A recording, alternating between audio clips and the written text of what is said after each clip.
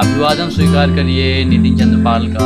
एक बार फिर से मैं आप सभी के सामने अपने द्वारा लिखी गई कुछ कविताएं लेकर आया हूँ। तो ज़रा गौर करिएगा इन कविताओं पर और बताइएगा कि कैसी लगी आपको ये कविताएं। तो आइए शुरू करते हैं। फिर से एक बार लहरें उठ रही हैं, फिर से एक बार लहरें उठ रही हैं, घटाएं बादलों के बीच से बह रही हैं। समय को बदलने कोई चल पड़ा है, हाथों में बल मन में छल ले खड़ा है।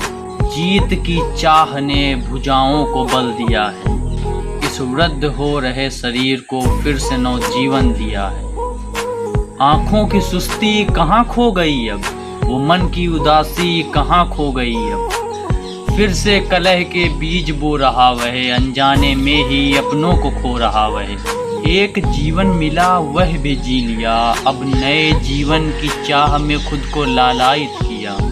ये कैसा है इंसान रुकता ही नहीं क्यों, ये कैसा है इंसान रुकता ही नहीं क्यों।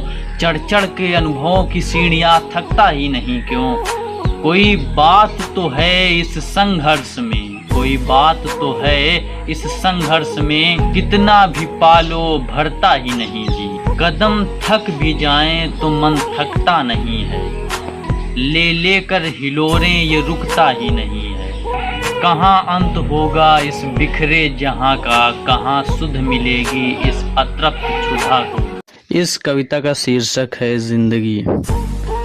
जब जब नए चेहरों को देखता हूँ तो यही याद आती है कि पल पल में जिंदगी अपना रूप बदलती जाती है।